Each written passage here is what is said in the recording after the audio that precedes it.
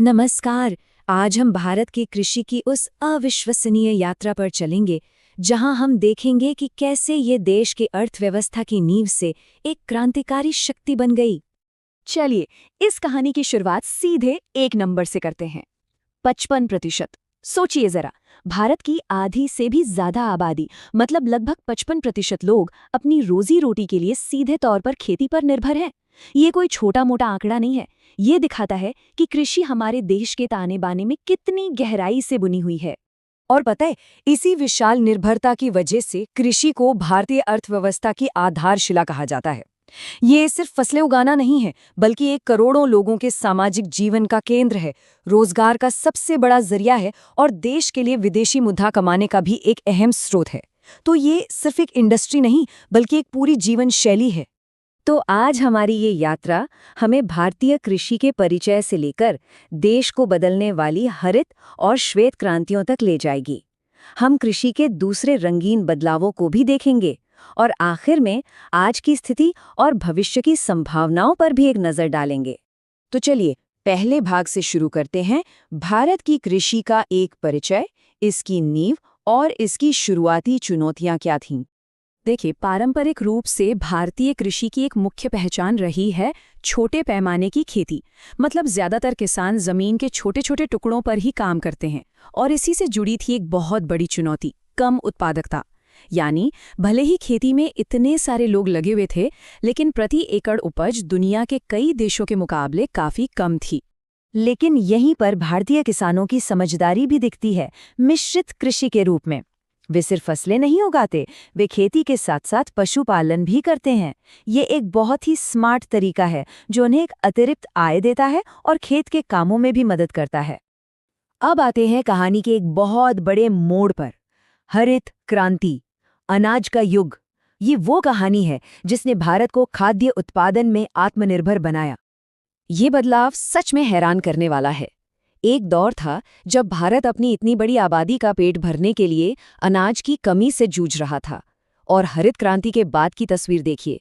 आज भारत दुनिया के सबसे बड़े कृषि प्रधान देशों में से एक है। ये एक जबरदस्त ट्रांसफॉर्मेशन था। इस क्रांति की कहानी 1960 के दशक में वैश्विक स्तर पर नॉर्मन बोरलॉग के साथ शुरू होती है, जिन्हें बाद में नोबेल शांति पुरस्कार से भी सम्मानित किया गया। लेकिन भारत में इस क्रांति के नायक थे एम.एस. स्वामीनाथन, जिन्हें भारतीय हरित क्रांति का जनक भी कहा जाता है। उनके नेतृत्व में 1967 से 78 का दशक पूरी तरह से परिवर्तनकारी था और 80 के दशक की शुरुआत में एक दूसरी लहर ने इस गति को और आगे बढ़ाया। तो इसका सबसे बड़ा नतीजा क्या निकला? एक शब्द में कहें तो आत्मनिर्भरता। हरित क्रांति ने गेहूं और चावल जैसी हमारी सबसे जरूरी फसलों के उत्पादन में एक तरह का विस्फोट कर दिया और भारत को खाद्य सुरक्षा के एक नए दौर में पहुंचा दिया। अब आता है हमारा तीसरा हिस्सा, श्वेत क्रांति यानी दूध की बाढ़। ये भारत की पोषण में अगले बड़े छलांग की कहानी है। तो एक सवाल मन में आता है ना, कि अनाज में आत्मनिर्भर होने के बाद भारत की अगली बड़ी क्रांति क्या थी? जवाब था दूध। इस क्रांति का नाम था ऑपरेशन फ्लड, एक ऐसा नाम जो ये बताता है कि इसका लक्ष्य कितना बड़ा था, मानो देश में दूध की बाढ़ ले आना। 1970 में शुरू हुआ ये मिशन भारत के डेयरी उद्योग को हमेशा के लिए बदलने वाला था। और हर बड़ी कहानी के पीछे एक बड़ा चेहरा होता है। इस विशाल अभियान के पीछे जो व्यक्ति थे वो थे डॉक्टर वर्गीज कुरियन। उन्हें बहुत सम्मान से ऑपरेशन फ्लड का जनक कहा जाता है। उनके विजन ने ही भारत के डेयरी सेक्टर की पूरी तस्वीर बदलकर रख दी। और परिणाम वो तो शानदार से भी बढ़कर थे। ऑपरेशन फ्लड ने भारत को दूध की कमी वाले देश से दुनिया के सबसे बड़े दूध उत्पादक देशों में से एक बना दिया। ये कृषि क्षेत्र में भारत की एक और बहुत बड़ी जीत थी। तो अब हम चौथे भाग पर हैं, कृषि में हुई दूसरी क्रांतियां, क्योंकि सफलता ने और सफलता को जन्म दिया, जिससे उत्पादन में और भी ज्यादा विविधता आई। भारत की कृषि क्रांति एक इंद्रधनुष की तरह थी, जिसमें हर रंग एक नई सफलता की कहानी कहता है। पीली क्रांति ने तिलहन यानी तेल वाले बीजों के उत्पादन को बढ़ावा दिया। नीली क्रांति ने मछली पालन को नई ऊंचाइयों पर पहुंचाया। लाल क्रांति टमाटर और मांस उत्पादन के लिए थी और गुलाबी क्रांति ने झींगा उत्पादन में कमाल कर दिया। हर रंग ने भारत की खाद्य टोकरी में एक नया और जरूरी आयाम जोड़ा। पिछले 70 सालों में भारतीय अर्थव्यवस्था में एक बहुत बड़ा बदलाव आया है। देखिए, 1950 के आसपास कृषि का देश की कुल आर्थिक उपज यानी जीडीपी में 50% से भी ज्यादा का योगदान था। 70 साल बाद ये आंकड़ा घटकर लगभग 20% पर आ गया है। आज की तस्वीर कुछ ऐसी है कि कृषि भारतीय अर्थव्यवस्था का लगभग 20% हिस्सा है, जबकि सर्विस और इंडस्ट्री जैसे दूसरे सेक्टर बाकी 80% का योगदान करते हैं। इससे पता चलता है कि हमारी अर्थव्यवस्था कितनी विविध और मजबूत हो गई है। लेकिन यहाँ एक बात नहीं भूलनी चाहिए कि आर्थिक हिस्सेदारी में कमी के बावजूद कृषि आज भी करोड़ों लोगों के लिए जीवन रेखा बनी हुई है। आज भारत के कृषि वर्ष की एक बड़ी ही मजेदार यात्रा पर निकलते हैं। हम समझेंगे कि कैसे मानसून, सर्दियां और गर्मियां मिलकर फसलों का एक ऐसा चक्र बनाती हैं जो हमारे देश की खेती की जान है। इस सफर में हम क्या क्या देखने वाले हैं? देखिए, सबसे पहले तो हम समझेंगे कि भारत का कृषि साल शुरू कब से होता है। फिर एक एक करके मानसून की फसल यानी खरीफ, सर्दियों की फसल यानी रबी और हाँ, गर्मियों की एक छोटी मगर बड़ी काम की फसल जायद को भी जानेंगे। इसके बाद हम ये भी देखेंगे कि भारत के अलग अलग इलाकों का मौसम खेती पर कैसे असर डालता है। और आखिर में ये भी समझेंगे कि कुछ फसलें हम खाते हैं तो कुछ इंडस्ट्री में काम आती हैं। तो बस तैयार हो जाइए। तो चलिए शुरू करते हैं। अब देखिए, भारत की खेती की कहानी को अगर समझना है ना, तो सबसे पहले उसका कैलेंडर समझना होगा। और ये हमारे जनवरी से दिसंबर वाले कैलेंडर जैसा बिल्कुल नहीं है, ये कुछ अलग ही है। शायद थोड़ी हैरानी हो, लेकिन भारत का खेती बाड़ी वाला साल 1 जनवरी से नहीं बल्कि जुलाई से शुरू होता है और अगले साल जून में जाकर खत्म होता है। अब सवाल है, ऐसा क्यों? वजह बहुत सीधी है, मानसून। हमारे देश में खेती का पूरा ताना बाना, पूरी लय, सब कुछ मानसून की बारिश पर ही तो टिका है और इसीलिए कृषि वर्ष की शुरुआत भी वहीं से होती है। और बस जैसे ही मानसून की पहली बूंदें जमीन को छूती हैं, समझ लीजिए कि कृषि वर्ष का असली खेल शुरू हो गया। और इसकी शुरुआत होती है पहली और सबसे अहम फसल से, जिसका नाम है खरीफ।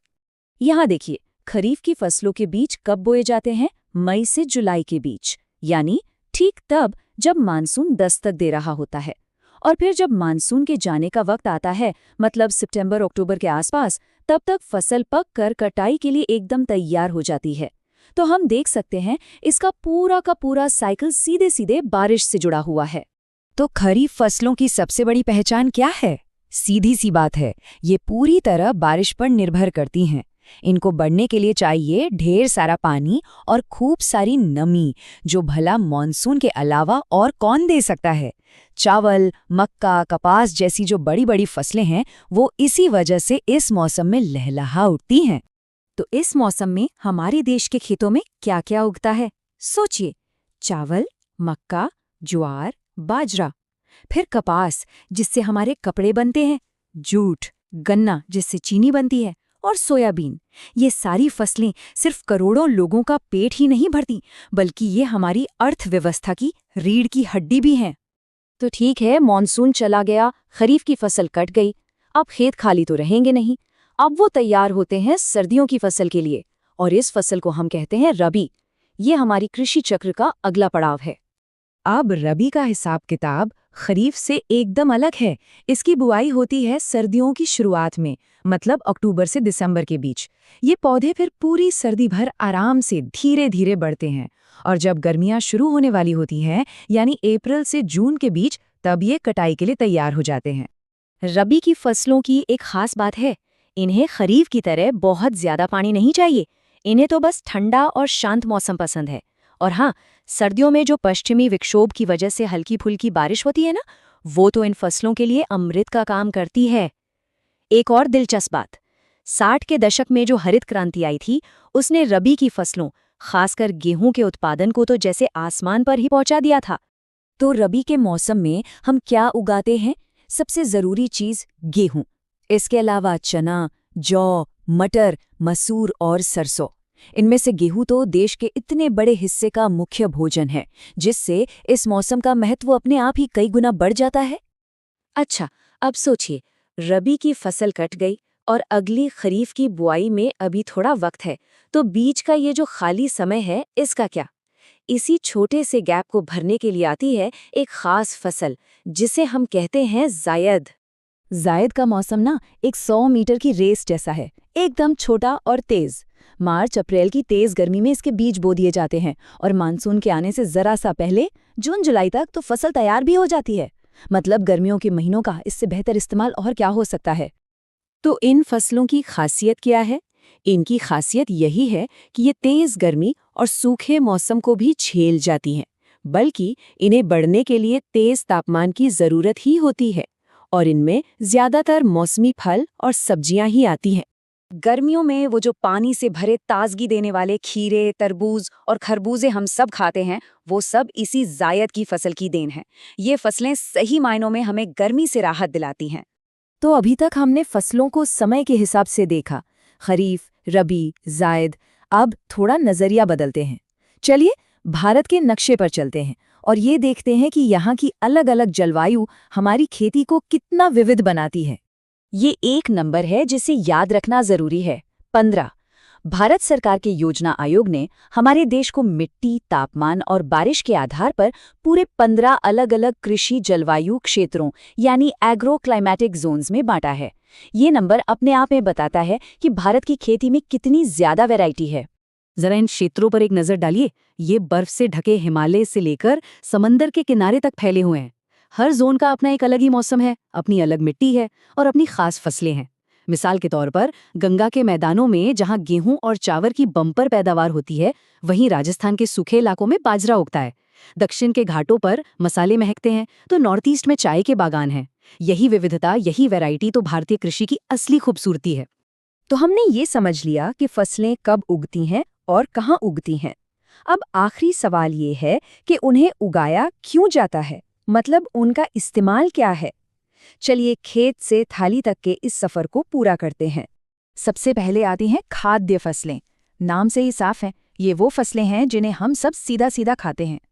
हमारी थाली की रोटी, चावल, दालें, मक्का, ये सब इसी कैटेगरी में आती हैं। फिर आती हैं नकदी फसलें या कहिए कैश क्रॉप्स। इनका भी नाम ही सब बता देता है।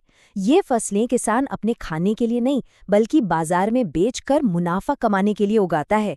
जैसे चीनी मिलों के लिए गन्ना, कपड़ा मिलों के लिए कपास और हाँ, चाय और जूट भी। ये सब नकदी फसलों के बेहतरीन उदाहरण हैं।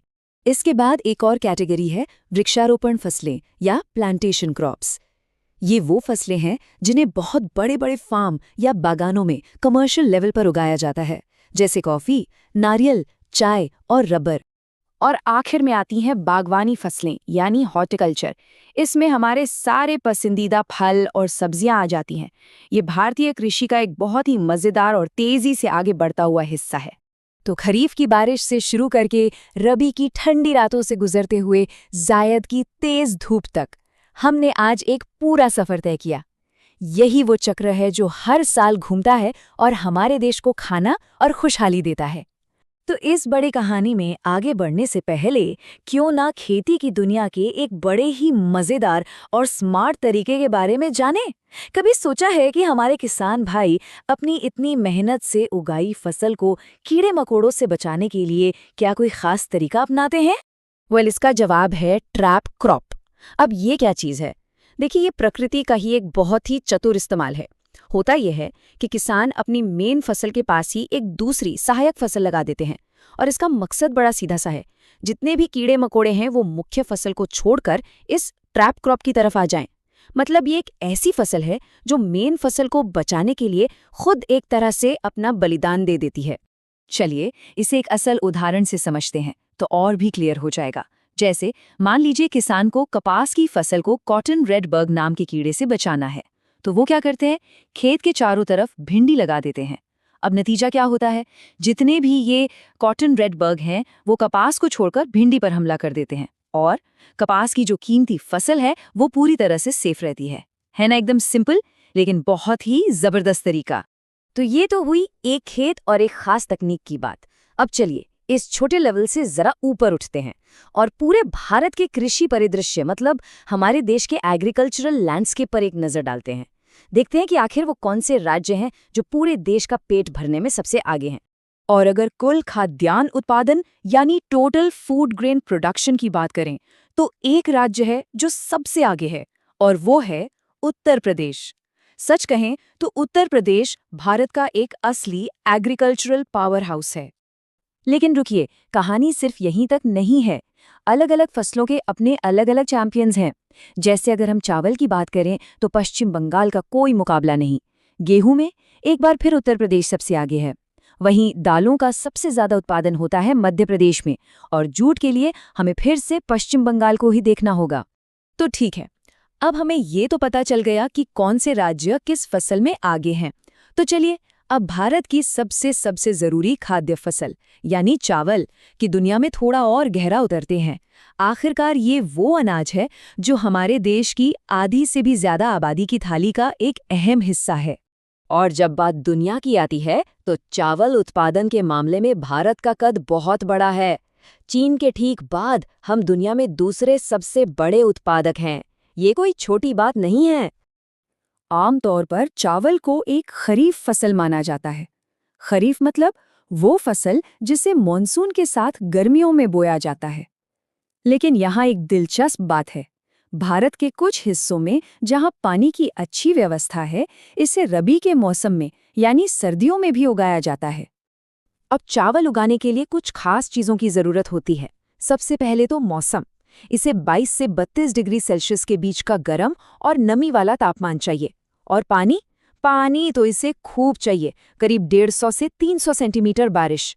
और मिट्टी भी खास होनी चाहिए, ऐसी जो पानी को पकड़ कर रख सके, जैसे कि गहरी चिकनी या दोमट मिट्टी।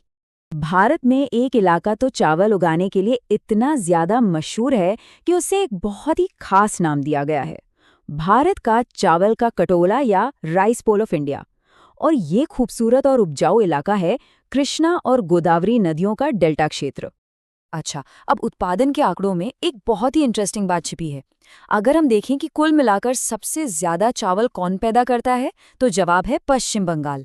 लेकिन अगर हम बात करें प्रति हेक्टेयर उपज की यानी प्रोडक्टिविटी की, तो वहां पंजाब बाजी मार जाता है। इसका सीधा सा मतलब ये है कि पंजाब कम जमीन में ज्यादा एफिशिएंसी के साथ चावल उगाता है। तो ये तो थी चावल की कहानी।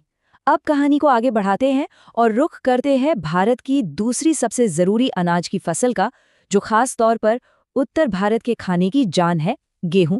और कमाल की बात यह है कि चावल की तरह ही गेहूं के उत्पादन में भी भारत दुनिया में दूसरे नंबर पर आता है, चीन के बाद। ये दिखाता है कि ग्लोबल फूड सिक्योरिटी में भारत का योगदान कितना बड़ा है। अब गेहूं जो है वो चावल से एकदम उल्टा है। ये एक रबी की फसल है। रबी की फसल मतलब इसे सर्दियों की ठंड में बोया जाता है और फिर वसंत की खिलखिलाती धूप में इसकी कटाई होती है।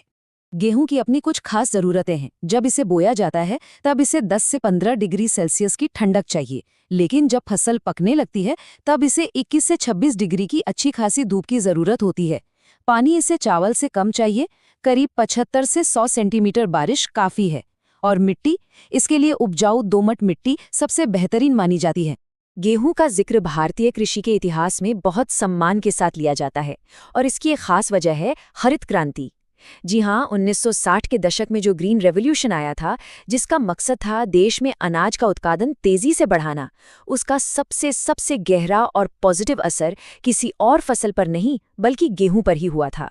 ये सचमुच एक क्रांतिकारी बदलाव था। हुआ ये कि 1960 के दशक में मेक्सिको से ज्यादा पैदावार देने वाले गेहूं के खास बीज भारत लाए गए, और फिर 70 का दशक आते आते इसका असर साफ दिखने लगा। उत्पादन में इतनी जबरदस्त बढ़ोतरी हुई कि इसी ने भारत की फूड सिक्योरिटी की नींव मजबूत कर दी। और मजे की बात देखिए, यहाँ भी हमें बिल्कुल चावल वाला ही पैटर्न देखने को मिलता है। कुल उत्पादन की बात करें तो उत्तर प्रदेश टॉप पर है, क्योंकि जाहिर है वहाँ खेती के लिए जमीन बहुत ज्यादा है। लेकिन एक बार फिर जब बात प्रोडक्टिविटी यानी प्रति हेक्टेयर उपज की आती है, तो पंजाब ही चैंपियन है। अच्छा, जब भी गेहूं की बात होती है तो एक शब्द जरूर सुनने में आता है, ग्लूटेन। तो ये ग्लूटेन है क्या? ये गेहूं में पाया जाने वाला एक खास तरह का प्रोटीन है, और यही वो चीज है जो आटे में वो खिंचाव, वो लचीलापन लाती है, जिसकी वजह से हमारी रोटियां और ब्रेड इतनी नरम और फूली फूली बनती है। एक ऐसा अनाज जिसे दुनिया एक बहुत ही शाही खिताब से जानती है। जी हाँ, हम बात कर रहे हैं रानी की, यानी मक्के की। बिल्कुल सही। मक्के को इसकी वर्सेटैलिटी और दुनिया भर में जो इसकी इंपॉर्टेंस है ना, उसी की वजह से अनाज की रानी या क्वीन ऑफ ग्रेन्स कहा जाता है। मतलब ये खिताब ही अपने आप में बता देता है कि ये कितना जरूरी है। अब देखिए, भारत में जितने भी अनाज उगते हैं ना, उसमें मक्के का हिस्सा करीब करीब 9% है।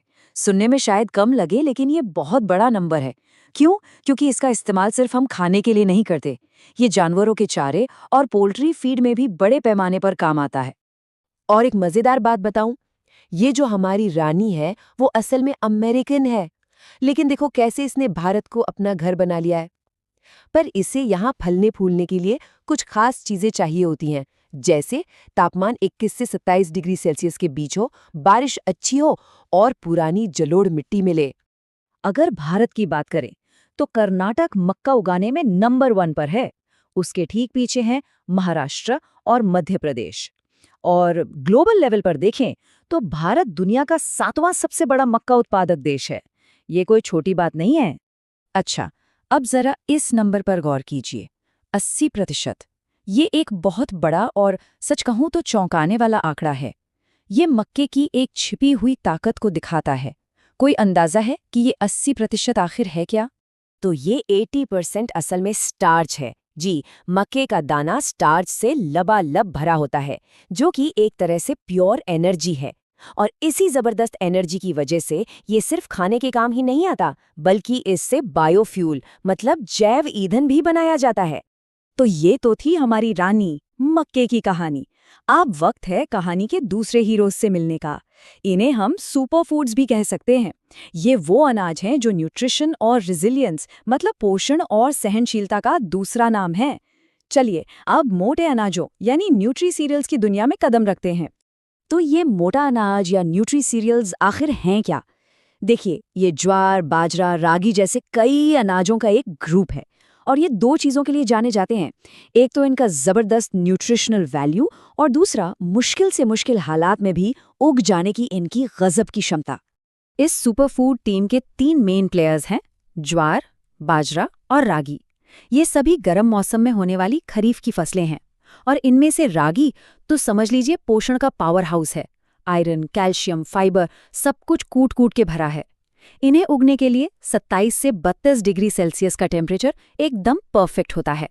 लेकिन इन अनाजों की जो सबसे बड़ी सुपर पावर है ना, वो है इनकी एक कमाल की काबिलियत। ये सूखा झेल सकते हैं। जी हाँ, जहाँ पानी की कमी से दूसरी फसलें हार मान लेती हैं, ये वाले अनाज डटे रहते हैं।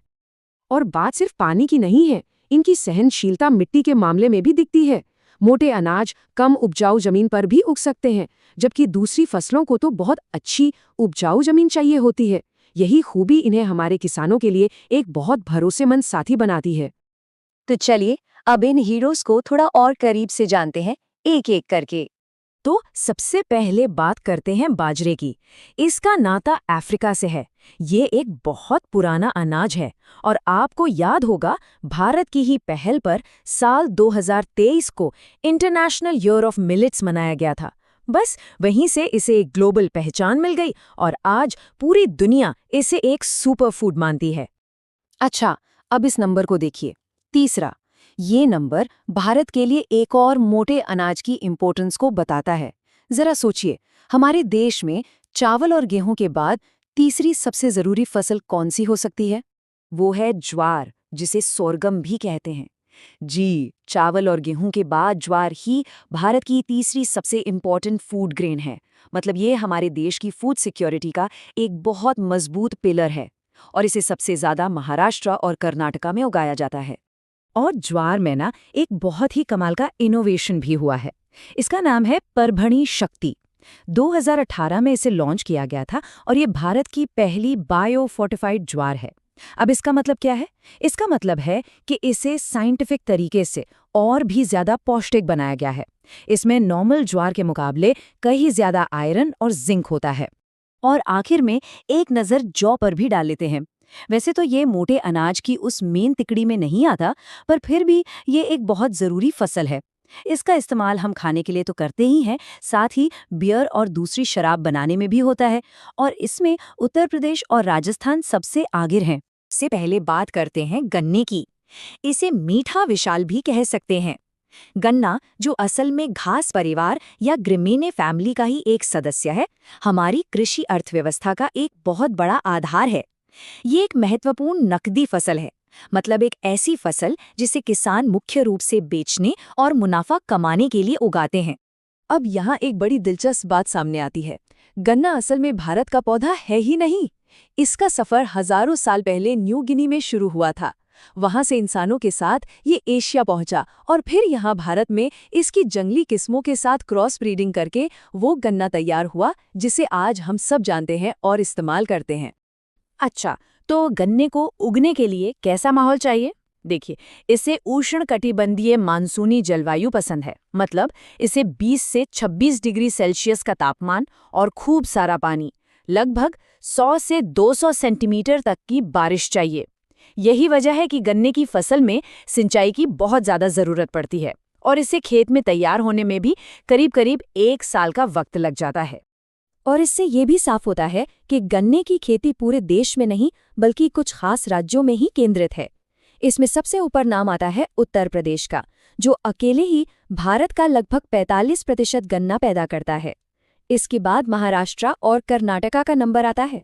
तो अगर वैश्विक स्तर पर देखें तो भारत गन्ना और चीनी दोनों के उत्पादन में एक बहुत बड़ा खिलाड़ी है। हम ब्राजील के ठीक बाद दुनिया में दूसरे नंबर पर आते हैं। लेकिन कहानी में एक मज़ेदार मोड़ भी है।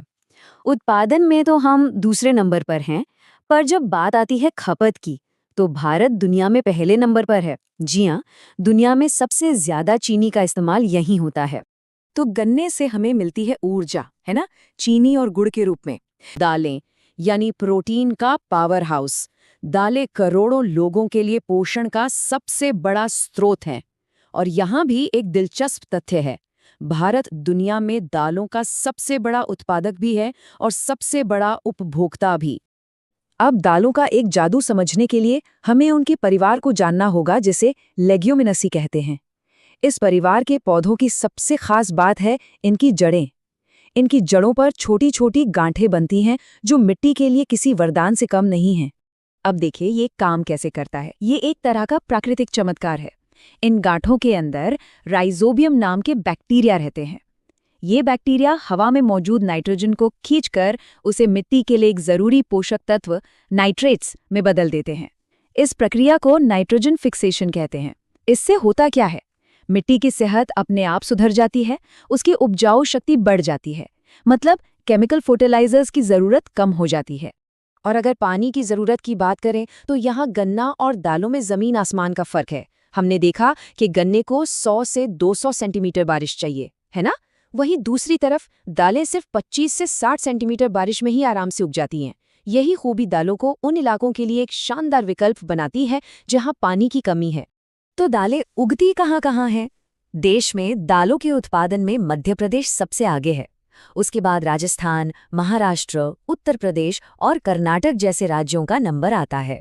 वैसे तो कई तरह की दालें उगाई जाती हैं, लेकिन इनमें से 2 सबसे खास हैं जिनके बारे में जानना जरूरी है। एक है चना और दूसरी है अरहर, जिसे हम तूर दाल के नाम से भी जानते हैं। ये दोनों दालें भले ही एक ही परिवार की हों, लेकिन इनकी ज़रूरतें काफ़ी अलग हैं।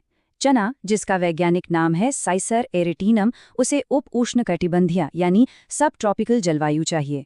ये सूखी और हल्की मिट्टी में भी उग जाता है और इसका सबसे बड़ा उत्पादक है मध्य प्रदेश। वहीं दूसरी तरफ अरहर या कजानस कजान, इसे चाहिए ट्रॉपिकल यानी गर्म मौसम और रेतीली दोमट मिट्टी, और इसके उत्पादन में कर्नाटक सबसे आगे है। तो कुल मिलाकर हम ये देखते हैं कि ये दोनों फसलें भारतीय कृषि में एक बेहतरीन संतुलन बनाती हैं। एक तरफ गन्ना है जो एक नकदी फसल है, उद्योगों को चलाता है और आर्थिक मजबूती देता है, लेकिन उसे पानी बहुत चाहिए। और दूसरी तरफ दालें हैं जो हमें प्रोटीन देती हैं, पोषण सुनिश्चित करती हैं, मिट्टी की सेहत सुधारती हैं और पानी भी कम लेती हैं। तो चलिए इसी सफर पर आगे बढ़ते हैं और भारत की 2 सबसे अहम फसल श्रेणियों को समझते हैं। पहली है तिलहन, जिनसे तेल बनता है, और दूसरी हैं रेशेदार फसलें, जिनसे धागा तैयार होता है। ये कहानी है हमारे खेतों की मेहनत और उनकी समृद्धि की। तो सबसे पहले बात करते हैं तिलहन की। तिलहन मतलब वो फसलें जिनसे तेल निकाला जाता है। दिलचस्प बात यह है कि ये फसलें अक्सर उन इलाकों में उगाई जाती हैं जहां बारिश थोड़ी कम होती है और मिट्टी भी बहुत ज्यादा उपजाऊ नहीं होती। अच्छा, इन फसलों को अच्छी तरह से उगने के लिए कुछ खास तरह के माहौल की जरूरत होती है, जैसे कि इन्हें न बहुत ज्यादा गर्मी चाहिए न बहुत ज्यादा ठंड, मतलब 15 से 30 डिग्री सेल्सियस का तापमान बिल्कुल सही रहता है। साथ ही हल्की बारिश और ऐसी मिट्टी जो पानी को आसानी से सोख ले, इनके लिए बेस्ट होती है।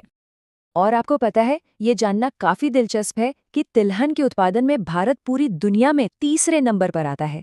ये सिर्फ एक आंकड़ा नहीं है, बल्कि ये भारत की खाद्य सुरक्षा और हमारी अर्थव्यवस्था के लिए भी बहुत ज्यादा मायने रखता है। तो अब सवाल उठता है कि भारत में तिलहन का उत्पादन सबसे ज्यादा होता कहाँ है? तो देखिए, इस लिस्ट में मध्य प्रदेश सबसे आगे है और उसके ठीक बाद आते हैं राजस्थान और महाराष्ट्र। कह सकते हैं कि ये राज्य भारत के तेल उत्पादन के गढ़ हैं। अब अगर हम तिलहन की कहानी के मुख्य किरदारों की बात करें तो वो है मूंगफली, सरसों, सोयाबीन, तिल और सूरजमुखी। ये वो कुछ प्रमुख तिलहन हैं जो न सिर्फ हमारी रसोई में बल्कि कई उद्योगों का भी एक अहम हिस्सा हैं। चलिए, अब इनमें से कुछ खास फसलों को थोड़ा और गहराई से समझते हैं। सबसे पहले है मूंगफली, जो एक खरीफ फसल है, मतलब इसे मानसून में उगाया जाता है। ये गुजरात में सबसे ज्यादा होती है और जानते हैं, देश के कुल तिलहन उत्पादन का लगभग आधा हिस्सा तो इसी से आता है। फिर आती है सरसों, जो एक रबी फसल है, यानी सर्दियों में उगती है। ये ठंडे मौसम की फसल है और राजस्थान इसका सबसे बड़ा उत्पादक है। इसके बाद है सोयाबीन, प्रोटीन और तेल का एक बेहतरीन जरिया, और इसमें मध्य प्रदेश सबसे आगे है। और हाँ, तिल को कैसे भूल सकते हैं, जिसका भारत दुनिया में सबसे बड़ा उत्पादक है। कमाल है ना? लेकिन रुकिए, इन बीजों का सफर सिर्फ हमारी रसोई तक ही खत्म नहीं हो जाता। इनसे जो तेल निकलता है ना, वो साबुन, कॉस्मेटिक्स और कई तरह की दवाइयों में भी कच्चे माल के तौर पर इस्तेमाल होता है। मतलब इनकी अहमियत कहीं ज्यादा है। तो ये तो हुई बात तेल की। अब तेल की कहानी से आगे बढ़ते हैं और आते हैं धागे की कहानी पर, यानी उन फसलों पर जो हमारे कपड़े बनाती हैं। और जब हम धागे की बात करते हैं तो सबसे पहला नाम आता है भारत के सफेद सोने यानी कपास का। पता है, ऐसा माना जाता है कि कपास के पौधे का असली घर भारत ही है। इसका जिक्र तो हमारे प्राचीन ग्रंथों जैसे ऋग्वेद और मनुस्मृति तक में मिलता है। इसे पता चलता है कि भारत के साथ इसका कितना गहरा और पुराना रिश्ता है। कपास उगाना ना बड़ा ही सब्र का काम है। ये भी एक खरीफ फसल है, मतलब इसे भी मॉनसून में बोया जाता है। इसे खिलने के लिए करीब करीब 210 दिन ऐसे चाहिए जब पाला ना पड़े, और साथ में तेज धूप भी जरूरी है। सोचिए, इसे पूरी तरह से तैयार होने में ही 6 से 8 महीने लग जाते हैं। दुनिया भर के कपास बाजार में भारत की जगह काफी अनोखी है। एक तरफ दुनिया में सबसे ज्यादा जमीन पर कपास की खेती भारत में होती है, लेकिन दूसरी तरफ उत्पादन के मामले में हम चीन के बाद दूसरे नंबर पर आते हैं। महाराष्ट्र में तो कपास को एक खास नाम दिया गया है, सफेद सोना। ये नाम ही अपने आप में बताता है कि आर्थिक तौर पर ये फसल कितनी कीमती है और वहाँ की अर्थव्यवस्था के लिए कितनी ज्यादा जरूरी है।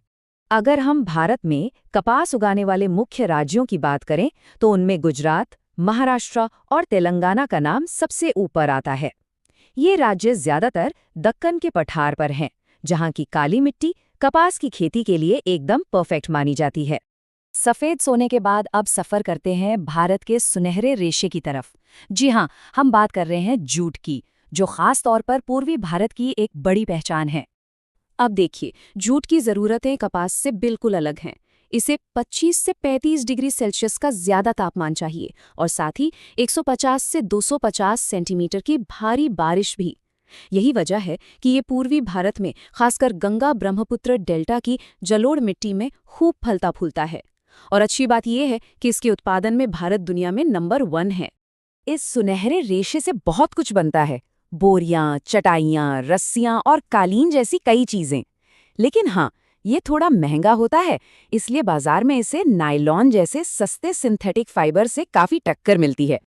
अच्छा, इन सभी फसलों का उत्पादन बढ़ाने के लिए सरकार ने भी समय समय पर कई क्रांतियां शुरू की हैं, जैसे तिलहन के लिए पीली क्रांति, कपास के लिए सिल्वर फाइबर क्रांति और जूट के लिए गोल्डन फाइबर क्रांति।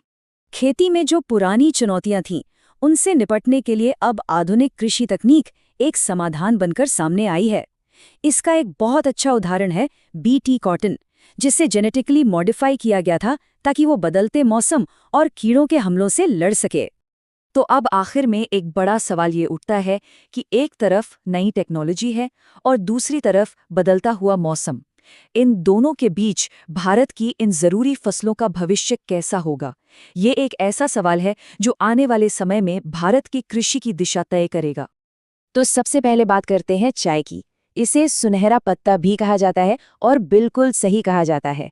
आखिरकार ये वो ड्रिंक है जो भारत के लगभग हर घर में दिन की शुरुआत करती है। पता है, चाय का जो सफ़र है ना, वो भी इसकी खुशबू की तरह ही बड़ा दिलचस्प है। इसकी शुरुआत हुई चीन से, ये वहीं की फसल है। लेकिन फिर साल 1834 में अंग्रेज़ों ने इसे भारत में कमर्शियल तौर पर उगाना शुरू कर दिया, ख़ास तौर पर असम के जो ढलान वाले इलाके हैं वहाँ पर। और देखिए उसका नतीजा क्या हुआ। आज भारत दुनिया का दूसरा सबसे बड़ा चाय उत्पादक देश है।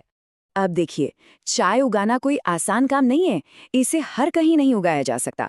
इसके लिए एक बहुत खास तरह का माहौल चाहिए होता है। इसे गर्म और नम, मतलब ह्यूमिड क्लाइमेट पसंद है।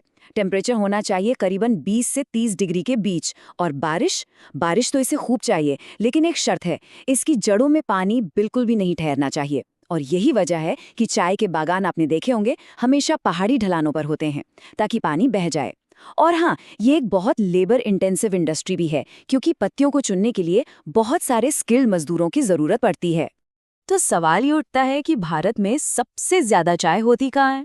वेल, इस लिस्ट में सबसे ऊपर है असम, उसके बाद नंबर आता है पश्चिम बंगाल और फिर तमिलनाडु का। असल में ब्रह्मपुत्र और सूरमा घाटी जो हैं, वो देश के 2 सबसे बड़े चाय पैदा करने वाले इलाके माने जाते हैं। और अगर हम दुनिया की बात करें तो ग्लोबल स्टेज पर भी भारत की पोजीशन काफी मजबूत है। चीन के ठीक बाद हम दुनिया के दूसरे सबसे बड़े चाय प्रोड्यूसर हैं, तो हमारी एक खास पहचान है इस मामले में। देखिए, चाय सिर्फ एक पीने की चीज नहीं है, ये हमारी इकोनॉमी का एक बहुत मजबूत पिलर भी है। आपको शायद ये जानकर हैरानी होगी कि जितनी भी हमारी कैश क्रॉप्स हैं, उनमें से चाय के एक्सपोर्ट से ही भारत को सबसे ज्यादा फॉरेन करेंसी मिलती है। चलिए, चाय की दुनिया से निकलकर अब चलते हैं एक और खुशबूदार सफर पर। बात करते हैं कॉफी की, और यकीन मानिए इसकी कहानी भी इसकी खुशबू की तरह ही एकदम लाजवाब है। भारत में कॉफी आई कैसे, इसकी कहानी भी बड़ी मजेदार है। इसे सबसे पहले यमन से लाया गया था और सबसे पहले इसे लगाया गया कर्नाटक की बाबा बुदन पहाड़ियों पर। बस वहीं से भारत में कॉफी की खेती का सिलसिला शुरू हो गया। वैसे तो भारत में अरेबिका, रोबस्टा, लिबेरिका कई तरह की कॉफी उगाई जाती है, लेकिन इन सब में जो हमारी अरेबिका किस्म है ना, वो अपनी जबरदस्त क्वालिटी के लिए पूरी दुनिया में मशहूर है। और यही वजह है कि इसकी डिमांड भी हमेशा हाई रहती है। कॉफी उगाने की भी अपनी अलग शर्तें हैं, चाय से थोड़ी अलग। इसे भी गर्म और नम जलवायु तो चाहिए, और टेम्परेचर करीबन 15 से 28 डिग्री सेल्सियस के आसपास। पर एक बहुत ही खास बात है कॉफी की खेती में, इसके पौधों को तेज धूप से बचाना पड़ता है और इसके लिए सदाबहार पेड़ों की घनी छांव की जरूरत होती है। ये चीज इसकी खेती को काफी यूनिक बना देती है। और अगर हम प्रोडक्शन की बात करें तो यहाँ पर कर्नाटक का दबदबा बिल्कुल साफ नजर आता है। सोचिए, देश की कुल कॉफी का लगभग 68% हिस्सा अकेले कर्नाटक से आता है। इसके बाद केरल और तमिलनाडु का नंबर है। पूरी दुनिया में अगर देखें तो कॉफी के मामले में भारत 7वां सबसे बड़ा प्रोड्यूसर है, और दुनिया के टोटल प्रोडक्शन में हमारा जो हिस्सा है वो है करीबन 3.73%। अच्छा, तो हमने चाय और कॉफी, 2 ड्रिंक्स की बात कर ली। अब इनसे आगे बढ़ते हैं और एक ऐसे प्रोडक्ट की बात करते हैं जो हमारी इंडस्ट्रीज की रीढ़ की हड्डी है। जी हाँ, हम बात कर रहे हैं रबर की, जो सच में किसी इंडस्ट्रियल वरदान से कम नहीं है। तो ये नेचुरल रबर होता क्या है? असल में ये रबर के पेड़ से निकलने वाला एक दूधिया चिपचिपा लिक्विड होता है। इसे लेटेक्स कहा जाता है। वैसे तो ये पेड़ मूल रूप से ब्राजील के अमेज़न बेसिन का है, लेकिन आज इसकी खेती दुनिया के कई हिस्सों में की जाती है। रबर की खेती के लिए ना इक्वेटोरियल क्लाइमेट यानी कि भूमध्य रेखीय जलवायु सबसे बेस्ट होती है।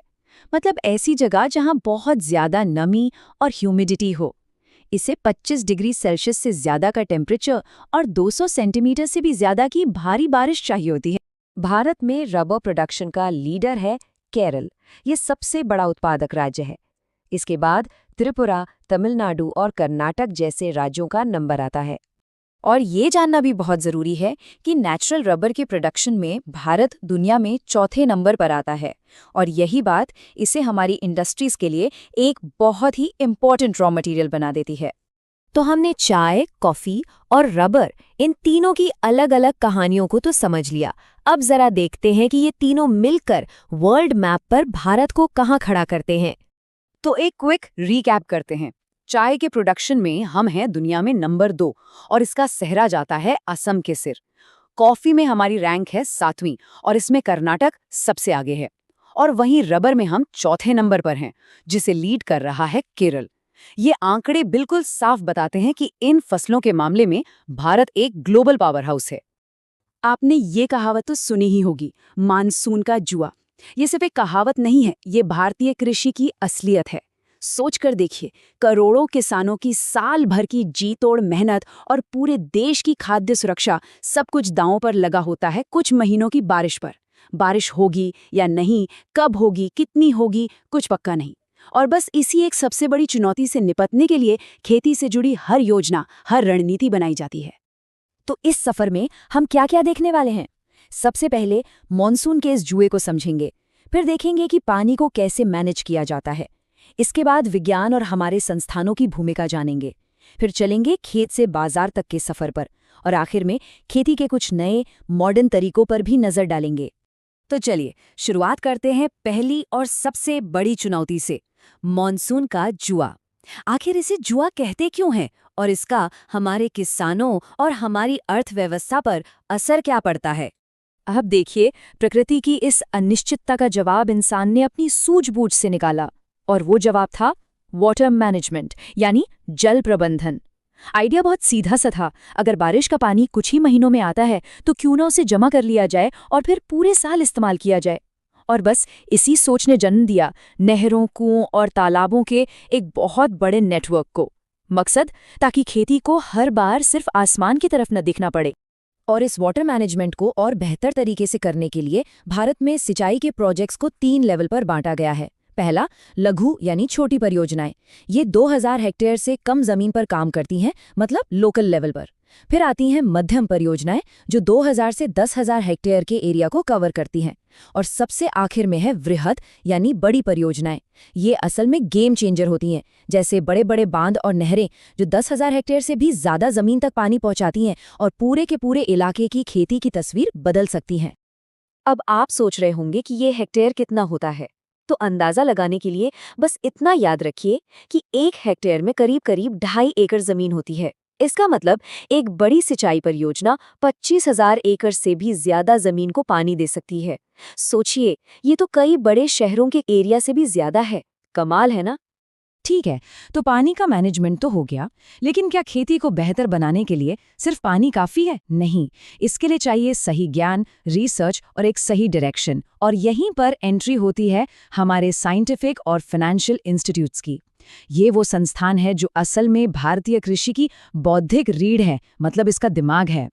और भारत में एग्रीकल्चरल रिसर्च की सबसे खास बात है इसकी स्पेशलाइजेशन। मतलब हर इंस्टीट्यूट एक खास चीज पर फोकस करता है। जैसे कि गुजरात के आनंद में डेयरी पर जो काम होता है वो दुनिया में बेस्ट माना जाता है। वहीं कर्नाटक के चिकमंगलुरु में सारा ध्यान कॉफी की क्वालिटी सुधारने पर है। इस तरह की स्पेशलाइजेशन से ये पक्का होता है कि हर फसल को, हर इलाके को वो साइंटिफिक सपोर्ट मिले जिसकी उसे जरूरत है। और ये स्पेशलाइजेशन सिर्फ फसलों तक ही नहीं है। जैसे मुंबई में नाबार्ड है, ये संस्था किसानों और खेती के प्रोजेक्ट्स को पैसा देकर इस पूरे सिस्टम की फाइनेंशियल बैकबोन का काम करती है। इतना ही नहीं, भारत तो मेक्सिको जैसे देशों के साथ मिलकर मक्का और गेहूं की और बेहतर किस्में बनाने पर भी काम कर रहा है। मतलब हम ग्लोबल लेवल पर भी सहयोग करने से पीछे नहीं हटते। तो सोचिए, जब अच्छा water management, world class research और पैसों की मदद, ये सब एक साथ मिल जाएं तो क्या होगा? इसका नतीजा हमें दिखता है हमारे लहलहाते खेतों में, एक ऐसी फसल के रूप में जिसमें अविश्वसनीय वैरायटी है। तो चलिए अब देखते हैं कि भारत आखिर उगाता क्या क्या है और कितना उगाता है। और यकीन मानिए, नतीजे वाकई में बहुत शानदार हैं। शुरुआत करते हैं दूध से। भारत दुनिया का सबसे बड़ा दूध उत्पादक है। ये सिर्फ एक फैक्ट नहीं है, ये हमारी श्वेत क्रांति या व्हाइट रेवोल्यूशन की कामयाबी की कहानी है। एक ऐसी क्रांति जिसने करोड़ों गांव के परिवारों की इनकम बढ़ाई और देश को न्यूट्रिशनल सिक्योरिटी दी। और ये कामयाबी सिर्फ दूध तक ही नहीं रुकी है। नारियल के उत्पादन में भी भारत दुनिया में नंबर 1 पर है। और हाँ, इतना सारा उत्पादन करने के लिए एक और चीज बहुत जरूरी है, फर्टिलाइजर यानी उर्वरक। और आपको जानकर हैरानी होगी कि भारत दुनिया का तीसरा सबसे बड़ा फर्टिलाइजर प्रोड्यूसर भी है, जो हमारी खेती की जरूरतों को पूरा करने के लिए बहुत अहम है। अच्छा, जब बात आती है मेन फूड ग्रेन्स की, मतलब गेहूं और चावल की, तो एक राज्य है जो सबसे आगे है, उत्तर प्रदेश। गंगा के किनारे की उपजाऊ जमीन और जबरदस्त सिंचाई नेटवर्क की वजह से ये राज्य सही मायने में पूरे भारत का पेट भरने में एक बहुत बड़ा रोल निभाता है। भारतीय कृषि की एक और बड़ी खूबसूरत बात है इसकी रीजनल आइडेंटिटी। मतलब कुछ जगह तो अपनी खास फसलों के लिए पूरी दुनिया में जानी जाती हैं। जैसे नासिक का नाम सुनते ही रसीले अंगूर याद आते हैं, है ना? ठीक वैसे ही दार्जिलिंग का नाम उसकी खुशबूदार और वर्ल्ड फेमस चाय के बिना अधूरा है। और ये रीजनल स्पेशलिटी कई दूसरी फसलों में भी दिखाई देती है, जहां हर राज्य की अपनी एक अलग पहचान है। जैसे कि गुजरात मूंगफली के लिए जाना जाता है, तो केरल काजू के लिए। पश्चिम बंगाल में जूट बहुत होता है, तो मध्य प्रदेश सोयाबीन का गढ़ है। और केसर, दुनिया का सबसे महंगा मसाला, वो तो सिर्फ और सिर्फ कश्मीर की खूबसूरत वादियों में ही उगता है। यही डाइवर्सिटी, यही विविधता तो भारतीय कृषि की असली ताकत है। फिर कुछ फसलें ऐसी भी हैं जो हमारी इकोनॉमी के लिए इतनी इम्पोर्टेंट है कि उनका उत्पादन किसी एक राज्य में नहीं, बल्कि कई राज्यों में बड़े पैमाने पर होता है। चाय, कपास और गन्ना, ये सब कैश क्रॉप्स हैं। असम से लेकर तमिलनाडु तक और गुजरात से लेकर उत्तर प्रदेश तक ये फसलें लाखों किसानों की कमाई का मेन सोर्स हैं। और जब चावल की बात हो तो एक नाम जरूर जहन में आता है, भारत का चावल का कटोरा या राइस बोल ऑफ इंडिया। ये नाम दिया गया है दक्षिण भारत में कृष्णा और गोदावरी नदियों के डेल्टा वाले इलाके को। क्यों? क्योंकि ये नदियां अपने साथ जो उपजाऊ मिट्टी लाती हैं और यहाँ पानी की जो भरपूर सप्लाई है, वो इस पूरे इलाके को चावल की खेती के लिए देश का सबसे बेहतरीन हिस्सा बना देती हैं। तो चलिए अब इस कहानी के आखिरी हिस्से की तरफ बढ़ते हैं और यहाँ हम देखेंगे खेती के उन अलग अलग और नए तरीकों को जो आज भारत में इस्तेमाल हो रहे हैं, पारंपरिक तरीकों से लेकर भविष्य की टेक्नोलॉजी तक। सबसे पहले बात करते हैं सेरीकल्चर की। आसान भाषा में कहें तो रेशम के कीड़ों को पालना। पर ये सिर्फ कीड़े पालना नहीं है, ये रेशम का कीमती धागा बनाने का एक बहुत ही नाजुक और कला से भरा हुआ प्रोसेस है। ये हमारी एक बहुत पुरानी परंपरा है जो आज भी हमारे टेक्सटाइल इंडस्ट्री को एक बेशकीमती तोहफा देती है। इसके बाद आता है एपीकल्चर यानी मधुमक्खी पालन। अब ज्यादातर लोग सोचते हैं कि ये सिर्फ शहद और मोम के लिए होता है, लेकिन ऐसा नहीं है। मधुमक्खियां हमारी फसलों के लिए पॉलिनेशन यानी परागण का भी काम करती हैं, जिससे पैदावार अपने आप बढ़ जाती है। तो देखा, ये एक ऐसा काम है जिससे फायदा डबल होता है। फिर है पिसीकल्चर, जिसे हम मछली पालन या फिश फार्मिंग भी कहते हैं। अब देखिए, जैसे जैसे हमारे देश की आबादी बढ़ रही है, प्रोटीन की ज़रूरत भी बढ़ रही है। पिसीकल्चर एक बहुत ही सस्टेनेबल और असरदार तरीका है इस बढ़ती हुई मांग को पूरा करने का। इसमें तालाबों और टैंकों में साइंटिफिक तरीकों से मछलियां पाली जाती हैं। आपको याद है, हमने थोड़ी देर पहले नासिक के अंगूरों की बात की थी?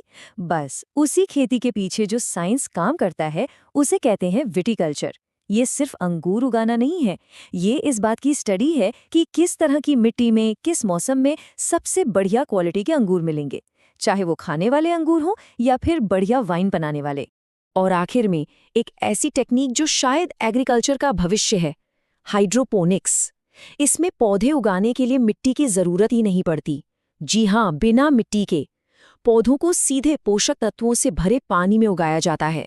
इसका सबसे बड़ा फायदा, इसे शहरों में भी कम से कम जगह में भी किया जा सकता है, जिससे ताज़ी सब्जियां और फल सीधे हमारे आपके पास पहुंच सकते हैं।